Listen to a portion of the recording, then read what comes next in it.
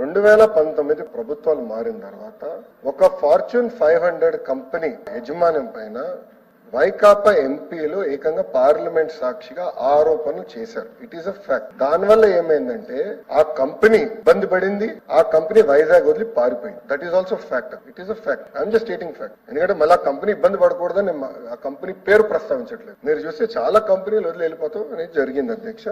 ఇప్పుడు 54 కంపెనీలు 41 కంపెనీలు they are already implemented functioning. 11,496 మంది పనిచేస్తున్నారు, పిఎఫ్ కడుతున్నారు. Based on those records we're giving.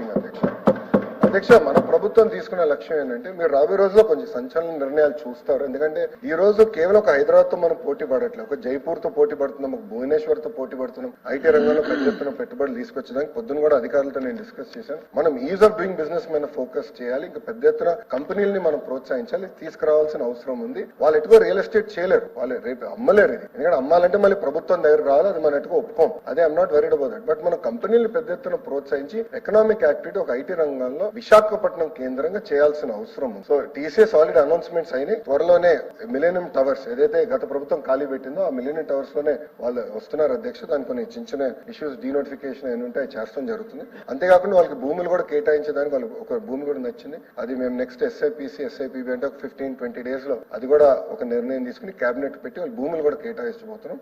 ఇతర కంపెనీలతో కూడా నేను డావోస్ లో కలిసాను, ఇంక్లూడింగ్ కాగ్నిసెంట్ కంపెనీతో కలిసాను అధ్యక్ష. ఒక స్టాండ్ తీసుకున్నాం ప్రభుత్వం పరంగా, అనౌన్స్మెంట్ డావోస్ దగ్గర చేయకూడదని. సో తిరిగి వచ్చిన వాళ్ళ బోర్డు మీటింగ్ కూడా జరిగింది. త్వరలోనే ఆ అనౌన్స్మెంట్ కూడా విశాఖపట్నానికి మేము చేయబోతున్నాం.